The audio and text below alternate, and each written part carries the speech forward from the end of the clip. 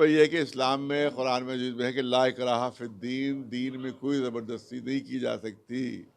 कुरान मजीद ने साफ ऐलान किया है।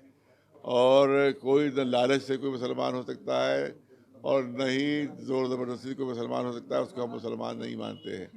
लिहाजा अगर ऐसा काम हुआ है तो इस्लाम के ख़िलाफ़ हुआ है, लेकिन साबित होना चाहिए। और एटीएस का हर काम सही नहीं होता है, वो धांधली भी करते हैं और गलत लोगों को भी गुनाहों को भी गिरफ्तार कर लेते हैं। वो पचासों लोग छूट रहे हैं 10-10 साल बाद और बाद में पता चलता बेगुनाह है, उन पर कोई गुनाह ही नहीं है और उनको गिरफ्तार कर लिया गया था 10 साल पहले। तो इनके हर काम सही नहीं होता, इनके यहाँ बेईमानियाँ भी बहुत हैं एटीएस में।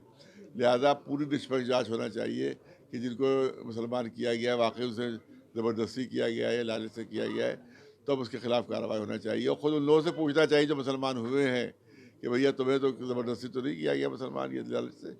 ये खाली फ़ैसला कर लेना कि वो मुसलमान हो गए हैं लिहाजा पकड़ लिया जाए, ये कॉन्स्टिट्यूशन हमारा नहीं कहता है। क्योंकि कोई मुसलमान अपनी इच्छा से हिंदू होना चाहे वो हिंदू हो सकता है, कोई ईसाई होना चाहे ईसाई हो सकता है, ज़बरदस्ती नहीं हो सकती किसी के साथ। भारतीय आईन ने भी आज़ादी दे रखी है लोगों आज़ादी को। दे रखी है, बिल्कुल आज़ादी दे रखी है, कोई अपना मज़हब अपनी इच्छा से बदल सकता है। ज़बरदस्ती नहीं की जा सकती उसके साथ।